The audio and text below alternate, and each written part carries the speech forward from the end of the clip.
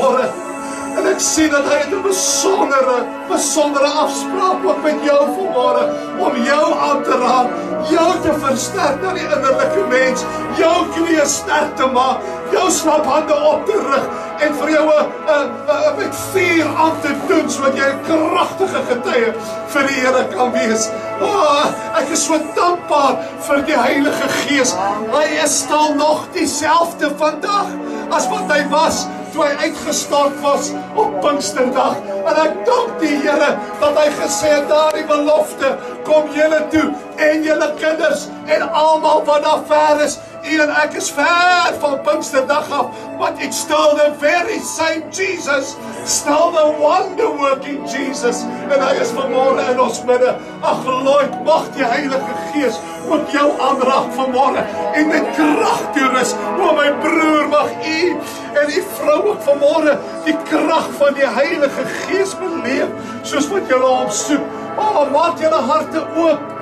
Maak julle harte oop met sy Heilige Gees. Ek verlang na u. Kom, o Skepper Gees. Kom met die volheid en met die krag en raak my aan. Raak my suster aan vanmorgen met vuur en met krag. Ja, die Heilige Gees beweeg waar hy wil, soos wat hy wil.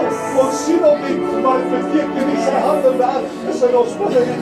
Mag jy in die Gees, die Heilige Gees beweeg, soos wat jy nou vraag vanmorgen, God vir jou sal.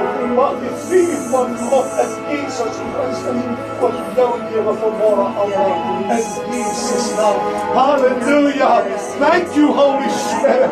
Thank you, Holy Spirit, for doing a marvelous work in this place this morning. As jy vanmorgen genesing nodig het, ek ontvang dit vanmorgen. As jy vanmorgen krag nodig het, ek ontvang dit. Miskien het jy antwoorde en wysheid nodig. Here, skenk aan my die antwoord. Miskien het jy leiding nodig vanmorgen. Here, lei my op die regte weg. Miskien is jy moedeloos vanmorgen. O Here, raak my aan. Versterk my vanmorgen. Dankie. Dankie, Heilige Gees. U is 'n gewer van goeie gawes. En dankie dat u vanmorgen u volk ontmoet. En dat u uitdeel soos wat u wil. In Jesus naam. Halleluja. Amen en amen. Baie dankie. Halleluja. Hy is so 'n getroue God. Die mens is ontrou, maar God bly getrou. Daar is niemand goed nie, daar is net een wat goed is. En dis die God en Vader van ons Here Jesus Christus. We serve a great, big, wonderful God, don't we? Hoe sê hy liedere digter, a God who watches over us. A God who cares for every one of us. Jimmy Swaggart said, it matters to him about you. Your heartache, your sorrows, he shares. Regardless of what you have done. He loves you. He sees you. He cares. Dit is wonderlik, die Here hou nie ons verlore teen ons nie. Amen. Ons doen dit met mekaar, né? Nou doen jy dit alweer. Die Here sal nooit, want hy werp ons sondes in die see van vergeetachtigheid. God besluit om nooit weer daaraan te dink. Beteken nie God laat geheue verlies nie. God het gereeld vir Israel herinner, maar hy neem 'n besluit. En dis wat ons ook teenoor mekaar moet doen. As Paulus sê in Filippense 3, vergeet die dinge wat agter is en strek jou uit na wat voor is. Ons weet ons kan nie 'n knoppie druk en die verlede uitwis nie. Ek het nie 'n rekenaarbrein soos dit. Maar dit is wat ons moet doen, wat God doen. En dit is ons neem 'n besluit om nie te mediteer op dit wat was nie, maar ons aandag te sit op dit wat voor lê. Want hoe meer daar waar jou aandag is, daar waar jou gedagtes is, dit sal jou handelinge ook reguleer. En jy sal agterkom dat die verlede, hoe sê hy nie, the things of the earth become strangely dim. Hoe minder jy dink aan iets, hoe meer vaag word dit. Tot dit later al nie meer by jou 'n gedagte is nie. So mag ons ook so mekaar lief hê. soos die Vader ons liefhet. En mag ons altyd mekaar seën. Soos wat Romeine 12:14 sê, seën die wat jou vervolg. Seën en moenie vervloek nie. Dis 'n goeie beginsel, nie waar nie? Mag die Heilige Gees ons lei, dat daardie vrug so in ons na vore sal kom. Natuurlik, spontaan, organies, na vore sal kom, soos wat Jesus vir ons die voorbeeld gestel het. Amen. Nou broer en suster, ons is besig om te praat oor die Heilige Gees. En ons is nie beperk tot 'n sekere Pinksterfees nou goed om te praat oor die Heilige Gees nie. As die Here so lei, dan praat ons oor die Heilige Gees. Amen. En ons het laasweek gepraat oor die persoon van die Heilige Gees, en ons het gesien dat die Heilige Gees is net een of ander mysteriese krag, of onpersoonlike wese, of entiteit, met wie jy nie 'n verhouding kan hê nie. Nee, die Heilige Gees is een wat praat, die Heilige Gees is een wat voel, en die Heilige Gees wil hê dat ons met hom in verhouding en intimiteit sal wees. Amen. So, maar vanmôre gaan ons praat bietjie verder oor die werk van die Heilige Gees. Sy werk onder sy volk. Broer en suster, kyk gou 'n bietjie rondom jou. Wie wat sien jy? Jy sien die werk van die Heilige Gees. Jy sien die werk van die Heilige Gees, selfs met die gordyn wat hier hang. Want 'n paar jaar terug het hier nie 'n gordyn gehang nie. 'n Paar jaar terug was hierdie 'n motorhuis, waarin 'n klomp TV's gestaan het, en weet jy wat hou? Johan, jy moet maar regmaak, want jy gaan nou nog moet getuig ook. Maar iets van die verlede. Ok, ek wil jou juist nie voor die tyd gesê het nie, maar dit is deel van die diens. Alright. Onvoorbereide mondeling. Maar ek wil praat oor die werk van die Heilige Gees, en wanneer ek in julle lewens kyk, Michael, then I see the work of the hands of the Holy Spirit. En ek wil vanmôre 'n bietjie praat oor die werk van die Heilige Gees. Wil jy nie gou vinnig saam met my blaai? Ag, ek ken dit eintlik uit die gedagtes uit. Handelinge 1 vers 8. Wat sê dit? En julle sal? En dan? Wanneer die Heilige Gees oor julle kom, en julle sal my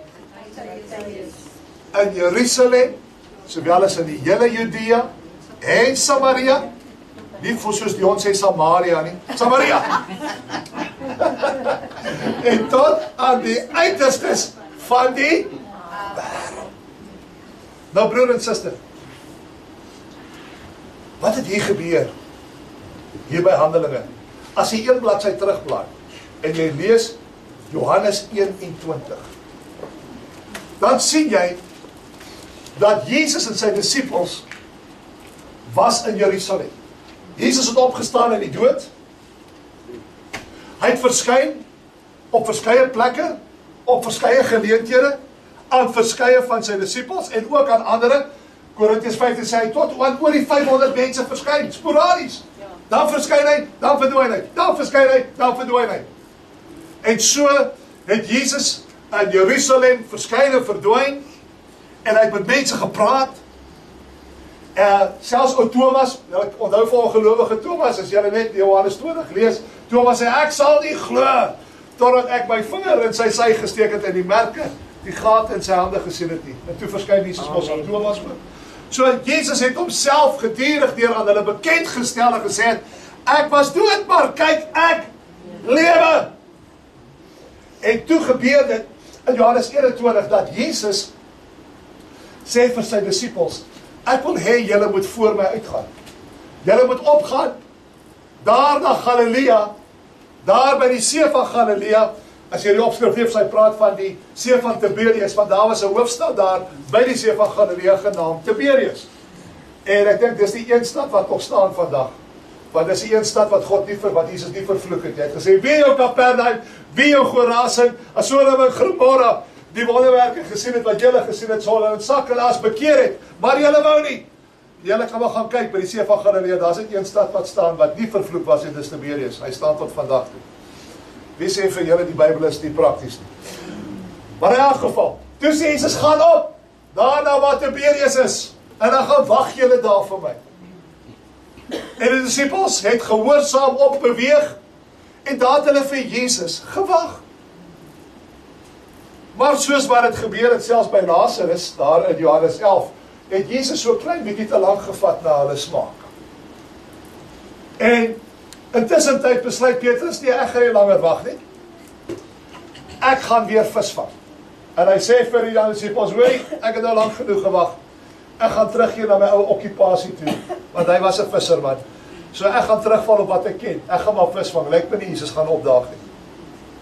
Is dit nie ook snaaks hoe dit baie keer met ons werk nie? Ons sê, Here, ons wil hê U moet vir ons ry. Ons wil hê U moet vir ons wys wanneer is die regte tyd, wanneer is die regte geleentheid. En dan vat dinge so 'n bietjie lank na volgens ons smaak. En dan wat ons weer doen, is dan val ons maar terug op wat ons ken en ons doen waarmee ons gemaklik is. En dan mis ons baie keer die geleentheid. Die Here toets ons baie keer om te sien, gaan ons op hom vertrou, al werk dit nie altyd uit soos wat ons dink dit moet uitwerk. Want God se wees mos nie ons weer nie. Sy gedagtes is mos nie ons gedagtes nie. Maar in elk geval, Petrus sê, hy gaan vis vang. En die res van die disippels sê, Petrus, ons gaan saam. En daardie dag het hulle gaan vis vang. Maar wat het gebeur? Hulle het die hele nag lank vis gevang. Hoeveel het hulle gevang? Nie een vis nie. Het jy ook al baie keer so gevoel as jy terugval op jou ou weer en jy probeer iets maak werk, dan wil dit in elk geval nie werk nie. Weet jy aan die einde van die dag gekom en gesê, man, ek het hard gewerk vandag, maar ek voel of ek niks bereik het. Weet jy nie wie ek so gevoel?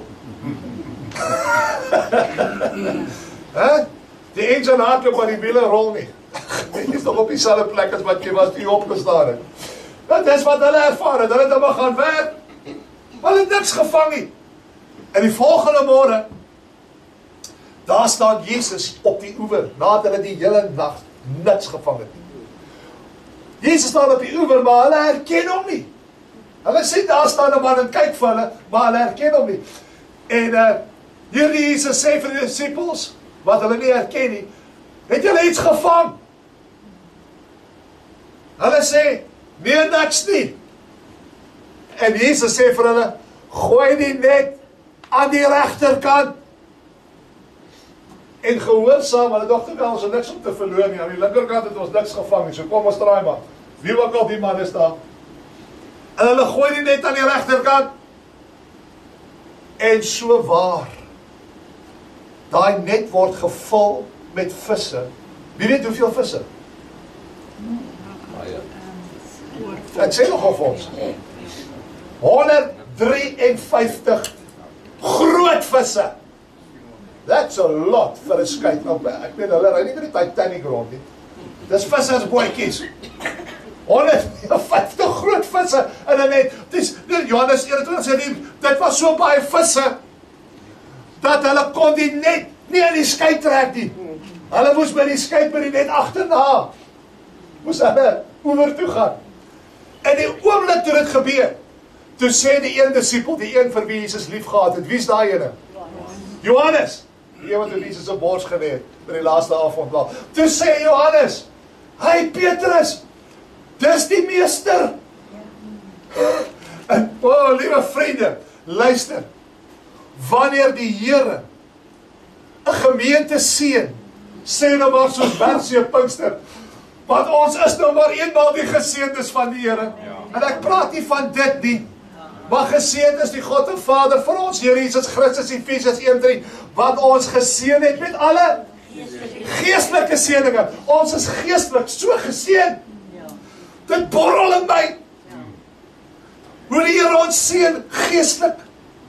En is dit nie wonderlik om te sien? Julle wat kom, wie kom al langer as 5 jaar saam met die gemeente? Ja, wie kom al langer as 8 jaar saam met die gemeente? Mense. Wie kom al langer as 15 jaar saam met die gemeente? Ek wil net check, die waar jy op die waarheid.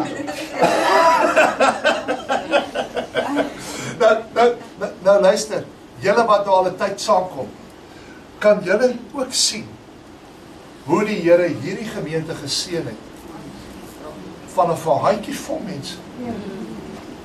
En hoe die visse. Want Jesus het gesê ek sal julle vissers van mense maak. En hoe die Heilige Gees self by die gemeente voeg. Die wat gered is. En ek kan nie anders as om soos in Johannes uit te roep, "Haai julle! Dit is die meester." Dit kan net hy wees. Dat mense belangstel om na 'n garage toe te kom. En daar's 300 ander groot lekker kerke met sagte stoele, goeie ligversorging, baie geld. Maar die Here voeg self by die gemeente, die wat gered is. En as ek so kyk vanmôre, kan ek nie anders as om te sê, bietjie, dis die meester. Want ek sal my gemeente bou. En die poorte van die hel sal dit nie oorweldig.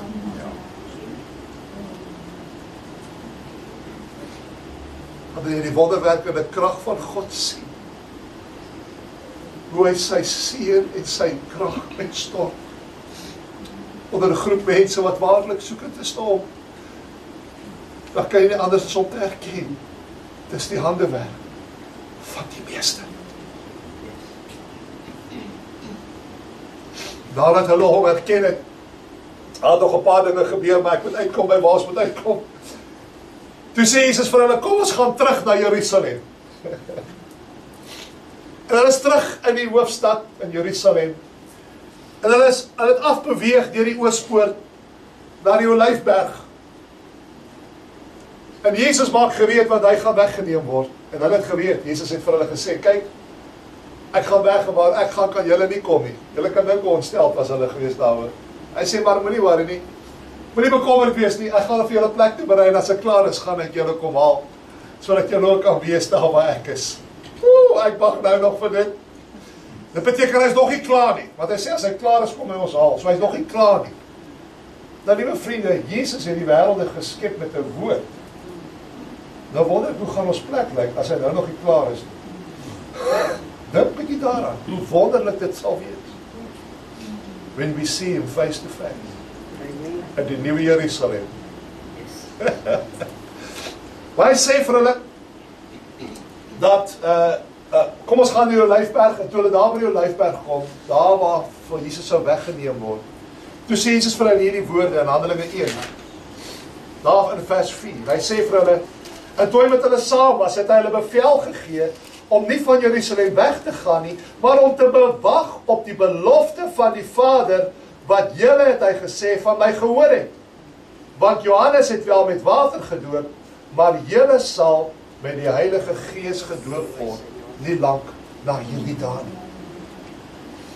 Nou broer en suster, vir 40 dae, nadat Jesus uit die dode opgewek was, het Jesus aan verskillende mense verskyn. Dis 40 dae later, na sy opstanding, hier in Handelinge 1. En in die 40 dae, weet jy wat was die hooftema waaroor Jesus met die mense gepraat het? Wat was die boodskap wat hy vir hulle oorgedra het? Die hoofboodskap was oor die koninkryk van God. Hy het met hulle gedurig deur gepraat oor die koninkryk van God. Nou, broer en suster, weet jy hoekom? Want Jesus het vir sy disippels 'n opdrag gegee en gesê, ek stuur julle uit. Ek stuur julle uit. Gaan en maak disippels van alle nasies. Jesus inteendeel het gesê, ek stuur julle soos skape onder die wolwe. Matteus 10 vers 16.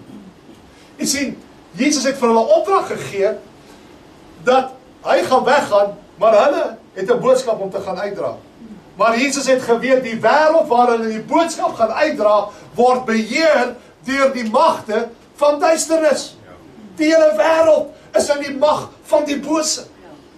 En Jesus het geweet, wanneer hulle gaan uitgaan en hierdie boodskap gaan uitdra, gaan hulle 'n baie gedigte teestander teekom. 'n Teestander wat daarop uit is om al sy haat en al sy boosheid en al sy planne op hulle uit te speel, want hy wil hulle vernietig. Weet jy hoekom? Want hulle is ambassadeurs. Hulle is verteenwoordigers. Hulle is gesandte van die Here Jesus Christus, wat die dood en die hel oorwin het, deurdat hy self in die dode opgestaan het, en die duiwel haat hom daarvoor. En Paulus het self gesê aangaande ons, hy sê, ons vermaan julle as gesandte van God, 2 Korintiërs 5 vers 20, as gesandte van die Here, as verteenwoordigers, laat julle met God versoen. So hy verwys na ons, wat wedergebore is, julle is gesandte van die Here. Maar Jesus het geweet, dat die disciples gaan baie teenkant te kry. Jy sien, hierdie boodskap wat mense vandag verkondig, dat as jy kind van die Here is, dan moet dit net altyd goed gaan, dan moet altyd volop wees. Mense, dit is 'n leuen. Jesus sê, in Johannes 15 vers 20, toe sê hy, 'n leerling is nie bo sy meester nie. Hy sê, as hulle my nie gespaar het nie, sal hulle julle ook nie spaar nie. Dis die boodskap wat Jesus vir sy disciples gegee het. Jesus gee vir sy disciples in Johannes 16:33, hy sê, in hierdie wêreld sal julle verdrukking hê, maar hou goeie moed, ek het die wêreld oorwin.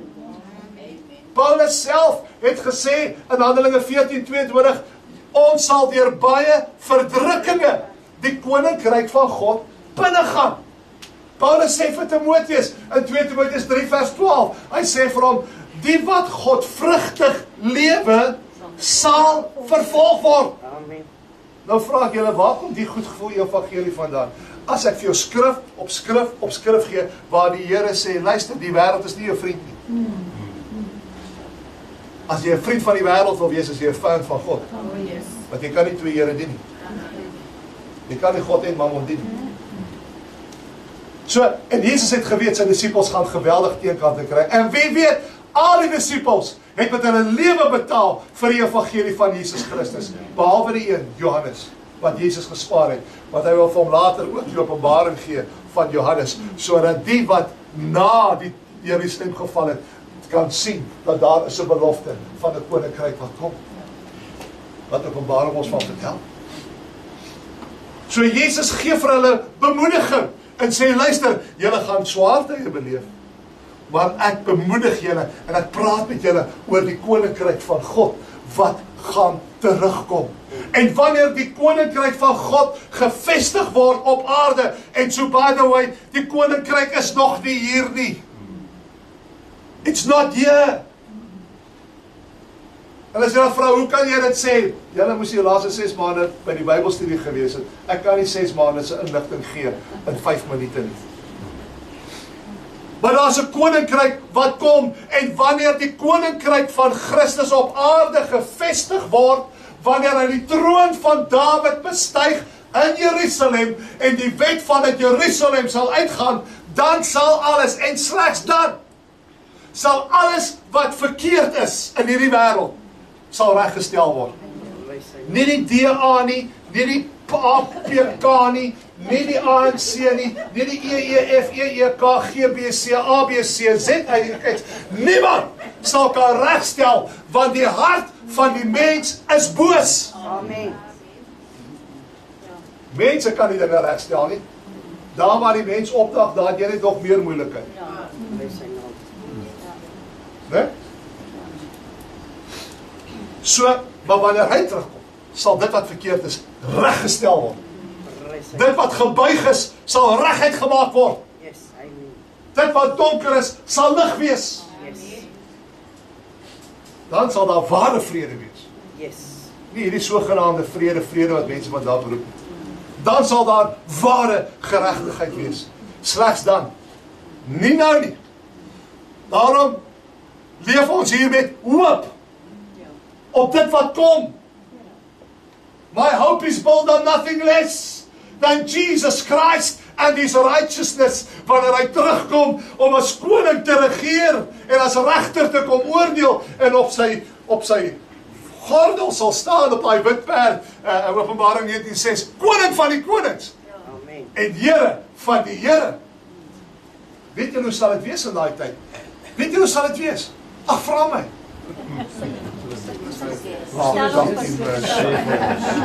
Dankie Mersha. Kom ek wys julle hoe sal dit wees. Kom ons kyk net gou na 'n paar skrifte. Jesaja 2. Jesaja is net na Genesis en voor Openbaring.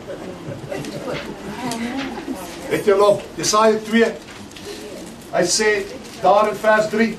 En baie volke sal heen gaan en sê, kom laat ons optrek na die berg van die Here, na die huis van God, van Jakob, dat hy ons sy weë kan leer. Kyk net daar, baie sal heen gaan en opgaan na Jerusalem en sê, leer ons. En sodat ons in sy paaie kan wandel, want uit Sion, van waar? Uit Sion, waar is Sion? Jerusalem, die goudstad, sal die wet uitgaan en die woord van die Here uit Jerusalem. En wat sal dan gebeur? En hy sal oordeel tussen die nasies en reg spreek oor hulle volke. En hulle sal van hulle swaarde pikke smee. Ek sien waar is daai steen by die United Nations is dit in Washington DC, die steen wat hulle hierdie versie vat, dan dink hulle dat hierdie United Nations hulle sal vrede bring. Nee, dis nie hulle nie. Hulle maak sommer hierdie versie vir hulle self. Dis nie hulle wat die vrede gaan bring. Hy sê wanneer die wet van Sion sal uitgaan. En dis die Here wat in Jerusalem sal heers, dan sal ons sê. Nie wanneer die United Nations hulle sin kry en hulle wetgewing deurgevoer kan nie. Nee, inteendeel, die oorlog gaan nog meer word. Maar dan sal van hulle sware pikke smee en van hulle spiese snoeimesse. Nie meer sal nasie teen nasie die swaard ophef nie en hulle sal nie meer leer om oorlog te voer nie. Sal dit nie lieflik wees nie? Geen oorlog, geen ballistiese missiele, geen Iran, Gaza, Syrië, Libanon oorlog nie, niks Midde-Ooste oorlog nie. Die stryd af van Moses ook, petrol is vir nie daai tyd. Sal dit nie lieflik wees nie? Julle lag! Dink julle ons gaan betaal vir wat ons wil hê daai tyd? Ons gaan nie transport nodig hê nie, ons gaan net move. Maar dit gaan op die aarde wees. Ag nee, dan gaan ek my kar moet weggee dan. Kyk gou Jesaja 11. Jesaja 11. Ons hoor gou gaan dit daar wees. Jesaja 11. Hy sê kom ons lees sommer daar vers 6. Hy sê dan by die wolf, by die lam en die luiperd gaan lê by die bokkie en die kalf en die jong leeu's en die vetgemaakte vee by mekaar en 'n klein seentjie sal hulle aanjaag. Die koei en die beerin wy en hulle kleintjies lê by mekaar en die leeu eet strooi soos die os. En die suigeling speel by die gat van 'n adder. Eeg, mense. En die gespeende kind strek sy hand uit na die kuil van 'n basilik. Hulle sal geen kwaad doen en verderf ander op my hele heilige berg nie, want die aarde sal vol wees van die kennis van die Here, soos die waters die seebodem oordek. Woe! Dis iets om na uit te sien, nie waar nie? Vrede tussen die mens en die dier. En die kennis van die Here sal die hele aarde vul. Dis hoekom niemand 'n verskoning sal hê in daai dag nie, because everybody knows who is God in those days. Vandag word daar gedebatteer wie's waarlik God. Is Boeddha God, is Hare Krishna God, is Allah God, is wie ook al God. Daardie dag sal almal weet dat daar die koning wat in Jerusalem regeer, hy alleen is God. Amen. Amen. Hy will all know it, want die kennis van die Here sal die hele aardbodem oordek. Jesus. Oh, I want to see him. I'm looking forward to that day. Kyk gou wat nog. Ma, hier's een van ma. Terwyl ma nou hier sê. Kyk hierso, kyk hier ma. Jesaja 35. Almal wat voel, die bene wil nie meer nie, die oë wil nie meer nie, die ore wil nie meer nie. Kyk hierso, Jesaja 35. Hoe gaan dit in daai dag wees? Vers 5. Dan sal die oë van die blindes geopen word. En die ore van die dowes ontsluit word. Kan maar my hoor? Daai dag sal ek fluister en maar sal sê, moenie so hard praat. Dan sal die lamme spring soos 'n takbok. En die tong van die stomme sal jubel, want die woestyn breek waters uit en die strome in die wildernis. Die Sahara woestyn sal 'n waterplas wees. Hoe lieflik. En die gloeiende grond sal 'n waterplas word en die dorsland fonteine van water, die plek van die jakkalse waar hulle geleë gerus het, is gras met riete en briesies. Of is dit biesies? Of dan gaan 'n briesie wees ook. As dit biesies. Maar, is dit nie wonderlik nie? Daar gaan nie meer wees daar by die OK, né? Spesiale parkering vir die mense wat nie lekker kan loop nie. Dit gaan nie meer nodig wees nie. Want ons almal gaan 100% gesond wees. Inteendeel, ek dink ons almal gaan 33 jaar oud wees, want ons gaan 'n liggaam kry soos Jesus het. En toe Jesus opgestaan het, was hy 33 jaar oud. Hè? 33, in die vleur van ons lewe. Ek gaan my swart hare terugkry. Kan nie wag nie. Ag, julle vra so baie mooi vrae. Kan ek maar nog net eenetjie gou vir julle lees? Jesaja 65. Lees, kyk gou wat sê vers 17, want kyk, ek skep 'n nuwe hemel en 'n nuwe aarde. En al die vorige dinge sal nie gedink word en hulle sal in die hart nie opkom nie. Maar wees julle bly en juig vir ewig oor wat ek skep, want kyk, ek skep Jerusalem om te juig en sy mense om bly te wees. Ag, lees sommer die res vanaf vers 19 tot by vers 25. Dis pragtig om te sien dit wat alles vir ons inwag in daardie tyd, wanneer die koninkryk van God na aarde kom. So Jesus bemoedig hulle. En nadat Jesus vir hulle hierdie woorde gegee het, kom ons gaan terug na Handelinge 1. Want dis eintlik waar ons nou moet wees. Ja, dis waar ons moet wees. Handelinge 1. Toe sien ons dat nadat Jesus vir hulle al hierdie wonderlike gedagtes van die koninkryk aan herinner het, toe sê Jesus vir hulle in vers 6, toe sê hy, julle moet wag, vers 5, julle moet wag vir die belofte van die Vader om op julle te kom. So gaan wag in Jerusalem, want daar gaan iets wonderliks gebeur. Die disippels reageer toe in vers 6. Hulle sê toe, die wat by mekaar gekom het, vra hom en sê, julle gaan in hierdie tyd die koninkryk vir Israel weer oprig? Met ander woorde, julle het vir ons baie gesê oor die koninkryk, gaan dit nou binnekort gebeur. Maar soos binne die volgende paar dae, miskien 'n week of 2. En wat doen Jesus? Hoor wat sê Jesus vir hulle in vers 7. Hy sê, en hy antwoord hulle, dit kom julle nie toe om die tye of geleenthede te weet wat die Vader deur sy eie mag bepaal het nie. Met ander woorde, wat Jesus vir hulle wil sê is, luister, ek praat nie nou met julle oor die koninkryk. Ek praat nou met julle oor iets anders. En dit is die dooping met die Heilige Gees. So moet nou nie verwar nie. Julle wil nou koninkryk praat. Nee, die koninkryk gaan nie nou kom nie. Daar moet eers 'n paar goed gebeur. En dit is, julle moet gedoop word met die Heilige Gees, sodat julle my getuies kan wees. So daar's nog water wat in die see moet loop voordat die koninkryk gaan kom. En hulle het vergeet die gelykenis wat Jesus vertel het, want hulle het die hele tyd gedink, hoor die Jesus gaan nou binnekort die koninkryk. Maar as ons onthou, Jesus het baie wil jy onthou dit, daai gelykenis wat hy in Lukas 19 vertel het, weet jy of ons daai gelykenis oor vertel het? Het jy dit vergeet? Maar ons het dan gister ooreen gekom, jy gaan, nou moet ek dit vertel. Ek gaan ek gaan net die eerste versie lees, Lukas 19, Jesus het vir hulle gelykenis vertel, om juist vir hulle te laat verstaan dat die koninkryk gaan nie onmiddellik kom nie. Daar's 'n tyd wat gaan moet verloop.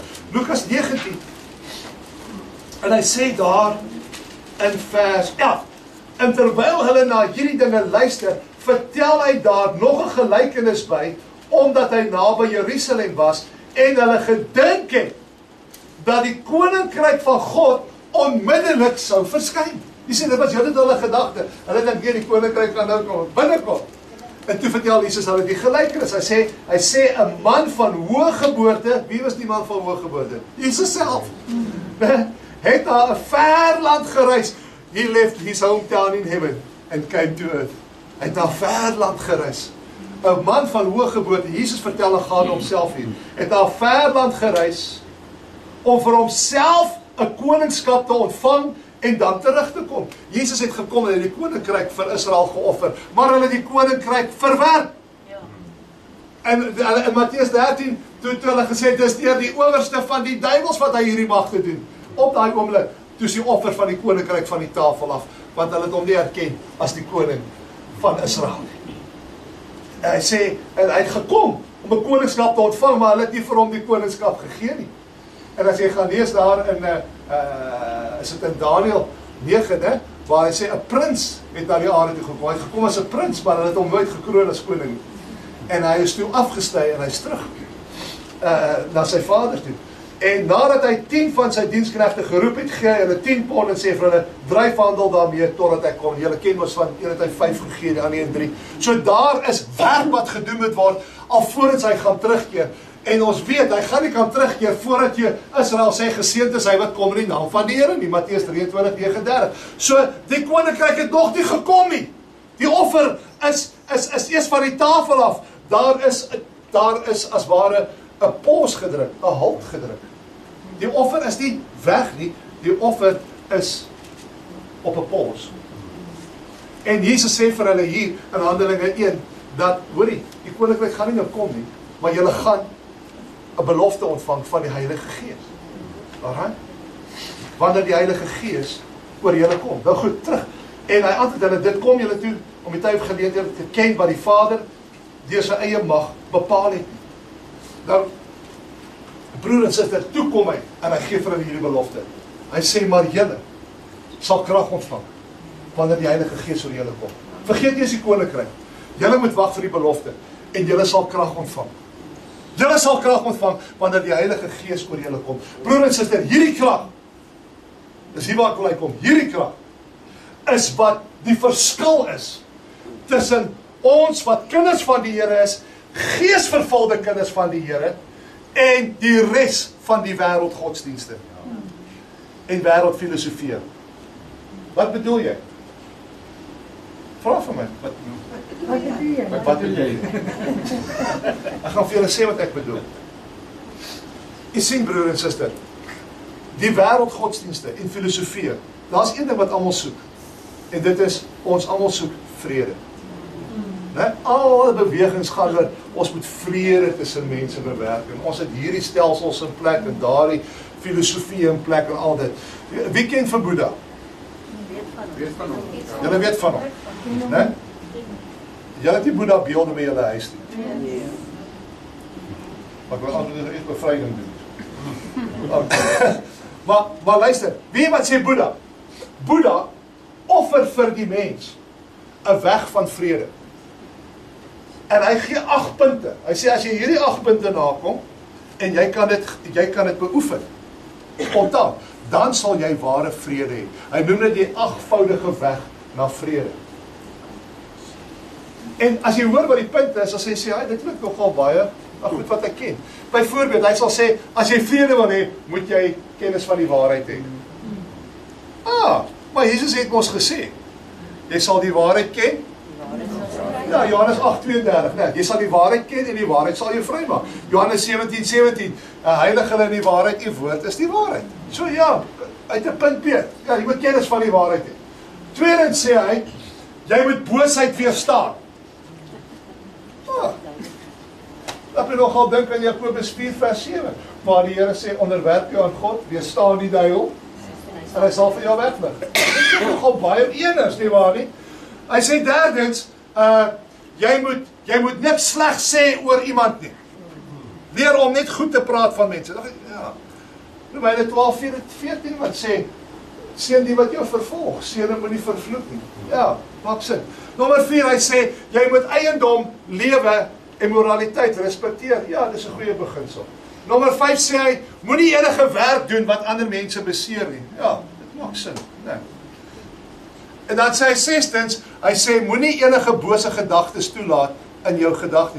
Ja, dan heb ek nogal dink aan 2 Korintiërs 10:5, waar hy sê, ons moet elke plan verbreek en elke gedagte gevangen neem, tot die gehoorsaamheid aan Christus. Baie sinoniem. Dan sê hy sewendens, jy moet leer om jou emosies en jou gedagtes te beheer. Pragtig. Ja, jy moet dit doen, selfbeheersing. Daar sê Galasiërs 5. En dan sê hy agstens, jy moet verskillende vorme ontwikkel en beoefen van meditasie. Die 8ste ding. Ja, ons as Christene mediteer ook, maar ons maak onsself vol met goed. Ons maak onsself nie leeg van goed. Want Kolossense 3 sê ons, as jy dan in Christus bedink die dinge wat daarbo is.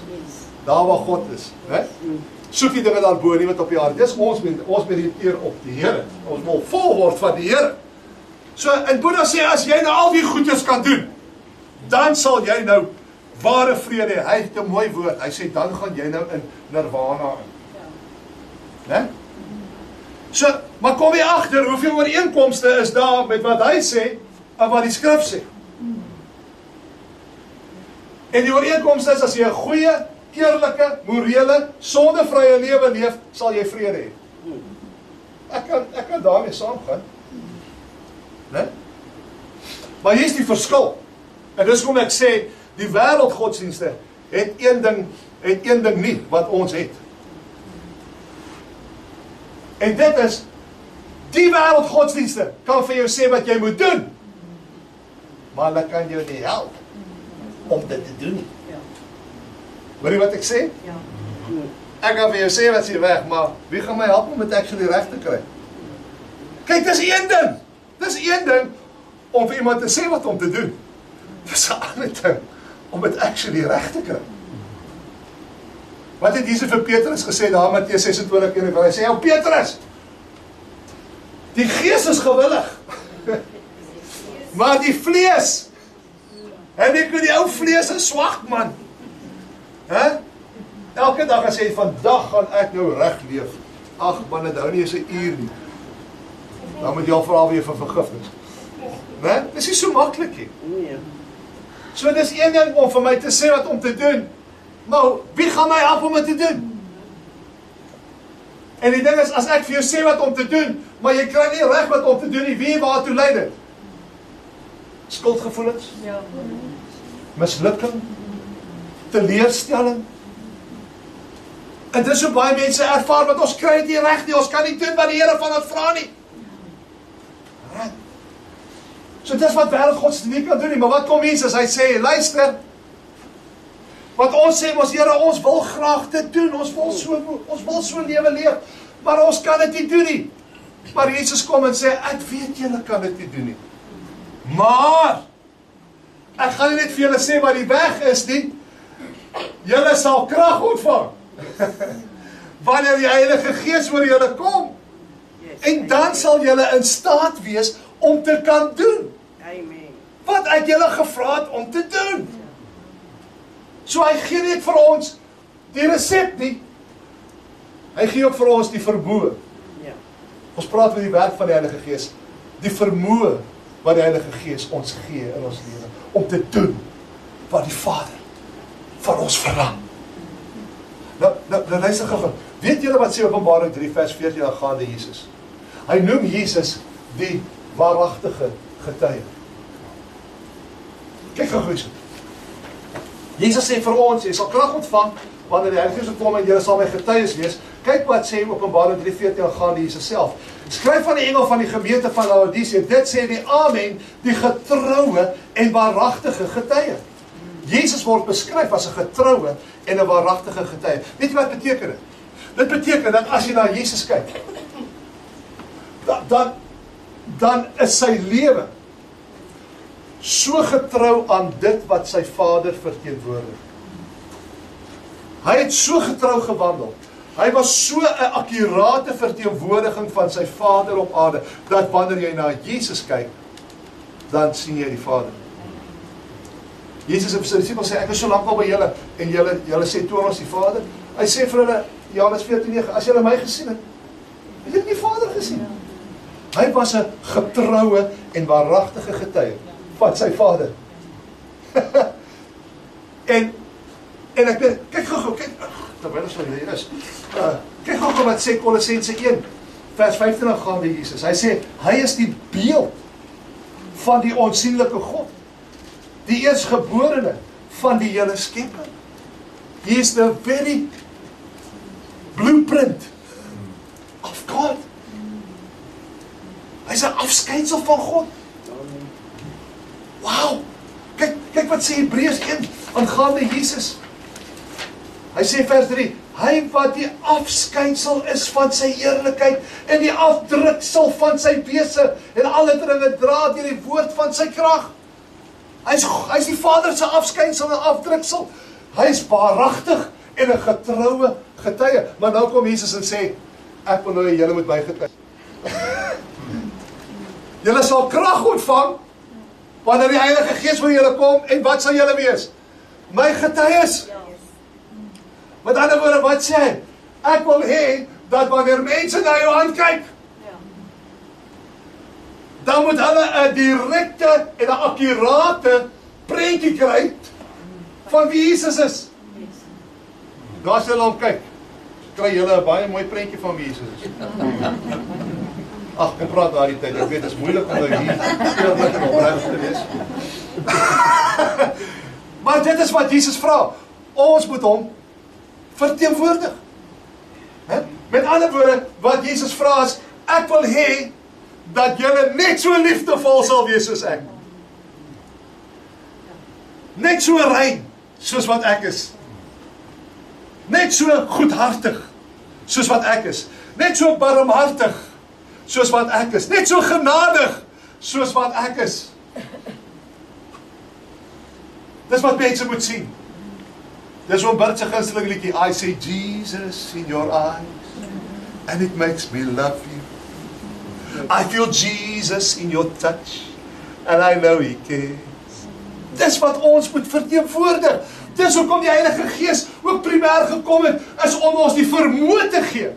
Want jy kan dit nie in jouself doen, Irina, vergeet dit. Maar jy sal krag ontvang. Want ons sê, ja, ons wil so wees. Ons wil wees soos Jesus, te wees soos Jesus. Ek verlang te wees soos hy, maar ek het nie die kapasiteit om dit te doen nie. Jesus sê, moenie worry nie. Julle sal krag ontvang. En julle sal my getuies wees. Amen. Die rede hoekom soveel sukkel om Jesus verteenwoordig is, you have not been baptized in the Holy Spirit. Want dis die Heilige Gees wat jou die kapasiteit gee om te wees 'n getuie, soos wat Jesus wil hê ons moet wees. Jesus. Die wêreld godsdienste kan dit nie vir jou gee nie. Net Jesus kan. Net Jesus kan. Hoekom wil jy gedoop word met die Heilige Gees? Om te kan sê, hoe lekker praat ek in tale. Om te sê, joh, hoor jy, dit was nou 'n lekker diens, ons het lekker rondgerol hierso. Lekker agteroor geval, so by the way, as jy val maar eerder vooroor. Mense wat agteroor geval het hulle self morsdood geval in die Bybel. Val maar vooroor en dan bid die Here. En pas op om te sê, I want to be slain in the spirit. Vra vir Ananias en Safira, hulle was geslain in the spirit en die voete van die manne by die deur gelê, hulle was morsdood. Pas op wat jy verwag. En hoekom jy wil vervul met die Heilige Gees. The primary role of the Holy Spirit is to give you power to be a representative of who Jesus is. Dis die werk, die primêre werk. Ag Maria, as ek jou kyk, sien ek iets van Jesus. Want jy is vervul met die Heilige Gees. En jy was nie altyd so nie. Ek het die stories gehoor van jou skool daar. Ja. Ek dink as party van ons kinderstories moet oor as jy was, dit kan net die Here wees wat hierdie man verander het. Jy julle wil nie weet van hom Bert se stories. Want Bert, asseblief, hou dit maar vir jouself. Dion, jy is 'n Duitser hierdie. Hy was 'n moeilike man. Sal sy werk het op aandag gestaan as hy instap, was hy die hele plek met mekaar gehoor. Dat selfs nooit op 'n keer kom te wil en nie glo uit op 'n keer op. Maar kyk net wat doen die Heilige Gees, dis die werk van die Heilige Gees wat ons hier aanskou. En Jesus kom en sê vir die disippels, ek gaan julle doop en julle gaan my getuies wees. En was hulle nie getuies nie? Jesus het gesê in Jerusalem, sowel as die hele Judea en Samaria en tot aan die uiteindes van die aarde. As jy gaan lees, hulle was dit letterlik. Hulle was getuies in Jerusalem. As jy Handelinge 5:28 lees, dan sê die Fariseërs, julle die hele stad met die leer van Jesus verval. Hulle was boos, want hulle kon nie stil bly. Hulle moes vertel. Dit laat my dink aan daai Francisco, I gotta tell somebody.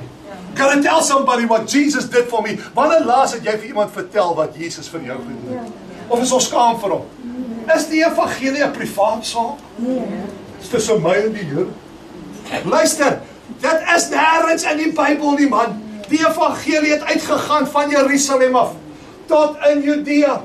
Ons sien hierdie disipels daarin, as jy Handelinge 8 gaan lees, daar Filippus in Samaria. Filippus in Samaria. Het hy daar bedien en die evangelie het uitgebrei na Samaria. En toe van daar af in Handelinge 13, toe kom Paulus en hy word afgesonder saam met Barnabas. En van daar af in Handelinge 13 gaan die evangelie verder na die res van die wêreld. En binne 30 jaar, vanaf die Heilige Gees uitgestort was en die disipels toegerus was om getuies te wees, binne 30 jaar het daar die disipels die destydse bekende bestaande wêreld geëvangeliseer regdeur Klein-Asië, Macedonië, Rome, miskien tot so ver soos Italië, want dis soos wat hulle die bestaande wêreld geken het. Die hele wêreld geëvangeliseer. Begin met 12, toe 70, toe 500, toe 3000, en toe gaan dit verder. Halleluja! En toe sê Paulus vir Kolossense, na 30 jaar sê evangelisasiewerk. Kyk wat sê Kolossense 1. Toe sê Paulus vir die Kolosse gemeente, vanweë die hoop wat vir julle weggelê is in die hemele, waarvan julle vroeër gehoor het deur die woord van die waarheid van die evangelie, wat julle sowel as die hele wêreld bereik het. Kolossense 1 vers 5 en 6. Paulus sê vir hulle, die evangelie het binne 30 jaar vir julle bereik en die hele wêreld. Johannes, jy reg. As jy reg moet dan. Want, kyk gou mense. Wie stem saam? Jesus is gister en vandag en tot in ewigheid. Dieselfde. Dieselfde Jesus wat vir die disipels die opdrag gegee het om getuies te wees en die wêreld in te gaan. Daai opdrag is vandag nog relevant. He's still the very same Jesus. Nou, Johan, kom staan. Jy moet hier by my kom staan. Want jy sien, broer en suster, die Here is nog steeds werksaam. En hierdie gemeente is het 12 jaar. Eintlik het ons 2013 begin in 'n huis. Dis so 13 jaar. So dit is van 13 na 13 jaar. En dit het begin met 'n handjie vol mense. En as jy hier sien, dan kan ons sien, die stilde weer die same. Hy is gister en vandag en tot die ewigheid dieselfde. En dat die Here self by die gemeente voeg. En wanneer ons so kyk, dan sien ons die handewerk van die Here. En my gebed is dat die Here sy handewerk sal voortsit. En my gebed is dat ons die Heilige Gees so sal toelaat om mense steeds te vul, sodat hulle met krag toegerus kan word om getuies te wees, en sodat die Here by die gemeente kan voeg en die werk van die Heilige Gees kan voortsit. Dit wat hy begin het. Want die Here wat 'n goeie werk begin het, sal dit volëindig. En ek met my heel hart ek oortuig dat die Here het hierdie gemeente begin. En ons is nou 10 jaar hier. Maar ek sien uit, sou die Here effektief om te kom na dit wat die Here nog gaan doen. Maar vir die gemeente en vir die wat nie weet, wil jy nie vir ons 'n bietjie net en dan weet ek op jou eie besonder manier vertel van hoe het ons gekom, wat waar ons hier is. Deur die werk van die Heilige Gees. Amen. Ja, jy is nou 10 jaar hier. Kan nie wees 9 jaar. En ons het nou nog nie op papiere gekry. Dat sal maar net raak.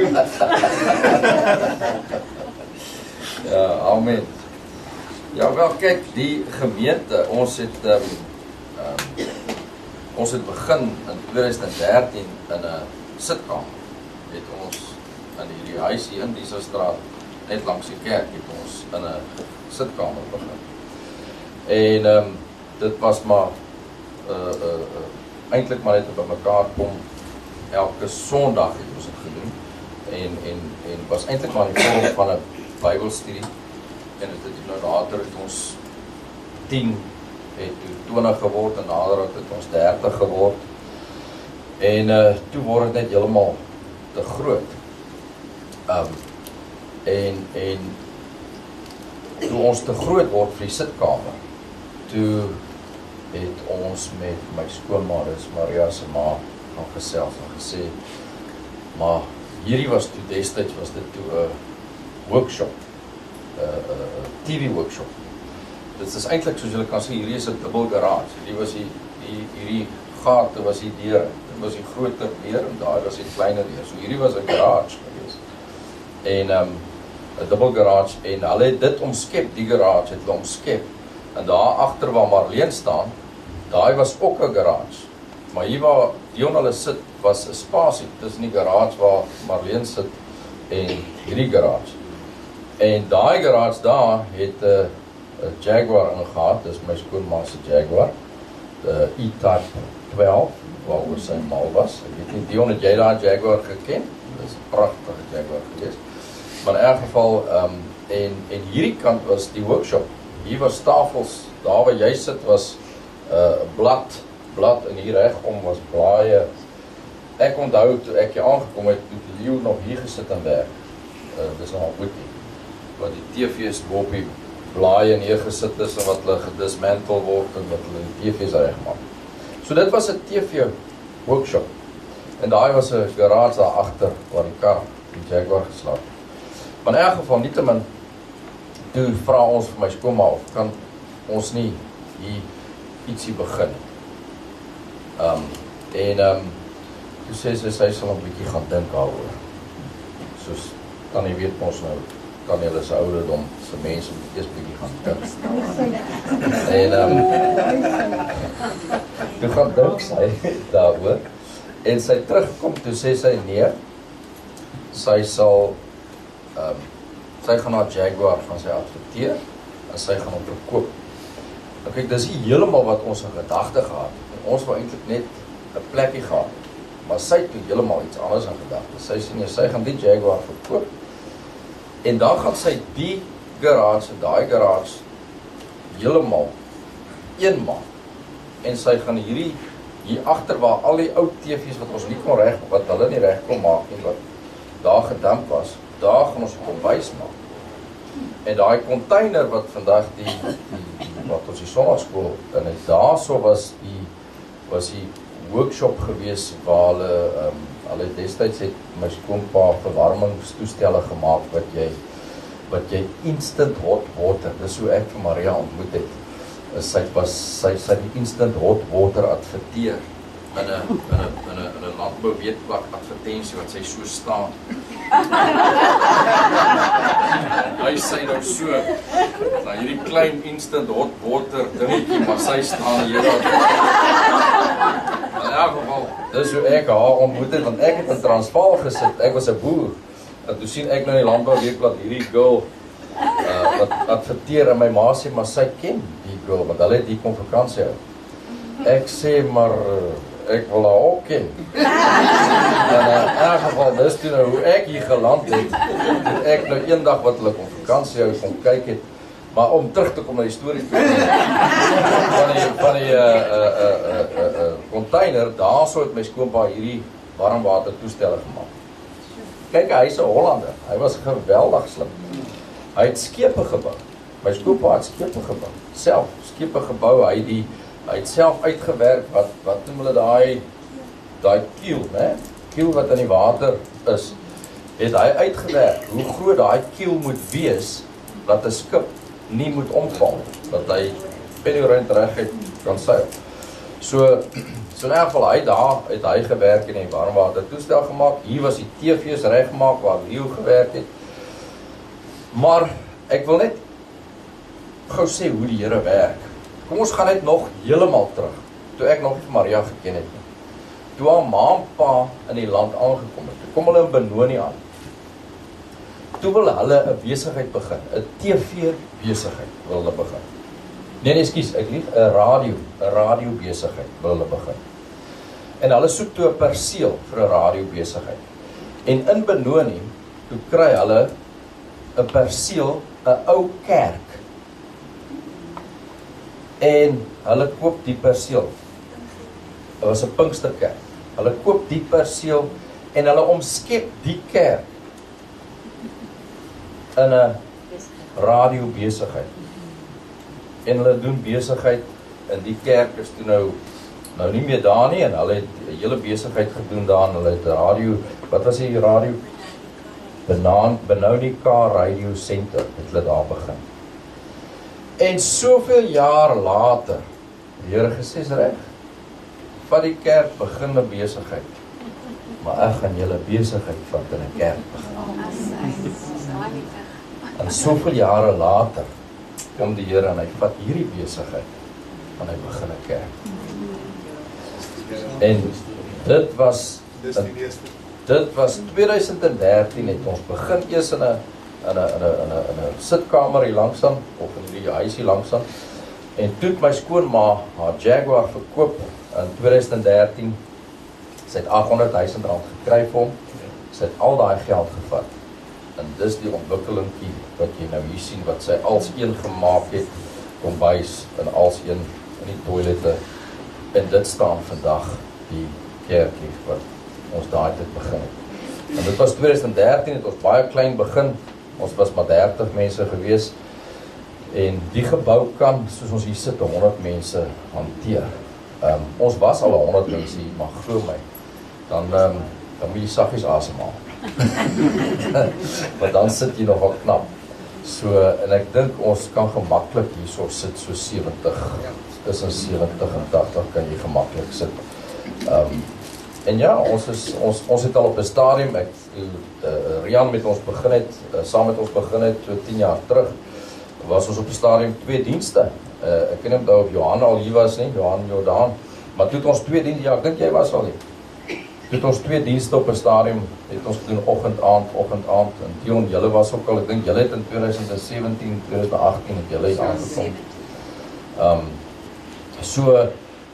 So ja, en die Here het nog altyd net bygevoeg, en ek het in gesien hoe die Here se hande werk, hoe hy werk en hoe hy sy kerk bou en aan die poorte van die hel sal dit nie oorweldig nie. Daar was al menigte pogings om die kerkie tot nie te maak, maar hulle almal was in vain, hulle het tot niks gekom nie. En die gemeente gaan net sterker en sterker. En ons is geseënd met Rian, want ek dink julle almal ken Rian, hy bring en hy ken die woord baie goed. En ons is gelukkig dat die Here die gemeente seën, want ek self weet, julle self weet, gaan maar daar buite en gaan soek vir mense wat nog suiwer die woord gee, en dit is baie moeilik. En ek dink dit was die begeerte ook gewees van jou ma, is dat die kerk 'n suiwer woord gesentreerde gemeente sal wees, en dit wat ons is vandag. So ja, dit is so in kort, min of meer. Ja, jy gaan nou met klaar maak, maar ek wil net vra, ons kan sien, hierdie is nie die werk van 'n mens. 'n Mens kan nie dit doen. Dit is die Heilige Gees se werk, die gebou en die mense wat hier sit. Maar nou wil ek vir u vra, soos wat ek Vrydag ook gevra het vir die seniors, wie bid nog vir hulle voedsel, voordat hulle eet? So almal van ons bid daarom minstens 1 keer 'n dag. Party 3 maal. Kan ek vra, wil julle nie in julle gebed, wanneer julle eet, wanneer julle bid vir julle voedsel, byvoeg, soos wat u die voedsel seën, Here, seën ook, Werkseë Pinkster, gebed. Sal u dit onthou? Amen. Want die seën van die Here mag kry. Moeitevolle arbeid, voeg daar niks by. Want sonder hom kan ons niks doen nie. Jesus sê, ek is die wynstok, julle is die lote. Wie in my bly, en ek in hom, Johannes 15:5, hy dra veel vrug, want sonder my kan julle niks doen nie. Ons kan niks doen. Want dit is afgekom. So sal jy dit doen? Baie dankie. Amen, amen.